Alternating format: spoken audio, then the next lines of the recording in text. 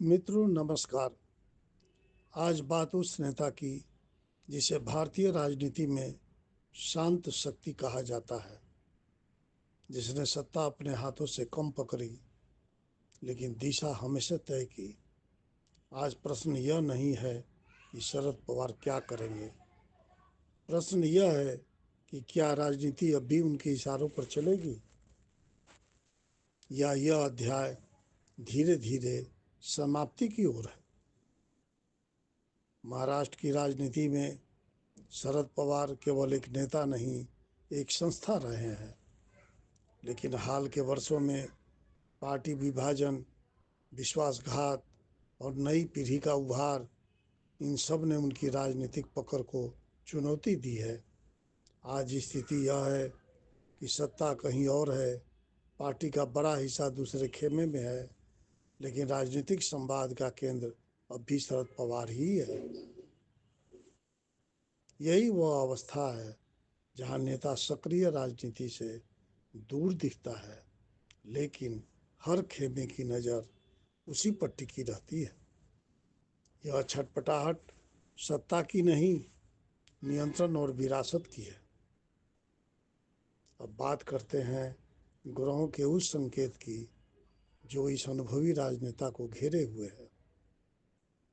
शरद पवार के लिए यह समय विरासत निर्धारण का है।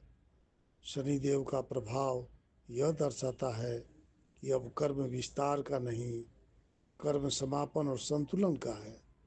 जो बोया गया था उसी का अंतिम फल सामने आ रहा है। राहु संकेत दे रहे हैं कि आसपास के लोग अपने स्वार्थ के अनुसार निर्णय लेने को प्रेरित कर सकते हैं। यही कारण है कि भरोसे की परिभाषा अब बदल चुकी है। लेकिन बृहस्पति का प्रभाव अब भी मजबूत है। यह बताता है कि शरद पवार की भूमिका पूरी तरह समाप्त नहीं होगी, बस उसका स्वरूप बदलेगा। अब वे सत्ता के खिलाड़ी नहीं, सत्ता के निर्णायक रहेंगे।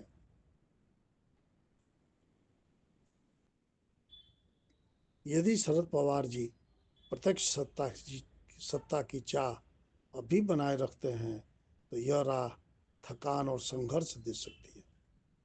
लेकिन यदि वे खुद को मार्गदर्शक और संतुलनकर्ता की भूमिका में स्थिर कर लेते हैं और नई पीढ़ी को खुली छूट देते हैं तो आने वाले वर्षों में महाराष्ट्र ही नहीं, राष्ट्रीय राजनीति में भी उनकी सलाह को अंतिम शब्द माना जाएगा।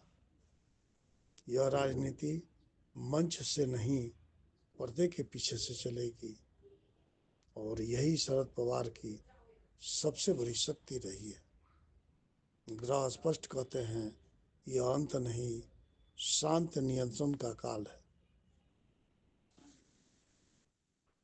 तो मित्रों, आज हमने देखा शरद पवार का भविष्य, जहां सत्ता से दूरी है लेकिन प्रभाव अब भी जीवित है। यह समय लड़ाई का नहीं, विरासत तय करने का है। अगले वीडियो में हम बात करेंगे एक ऐसे नेता की जो उम्र, प्रयोग और बार बार बदले फैसलों के बावजूद अब भी सत्ता के केंद्र में बना हुआ है। नाम है नीतीश कुमार।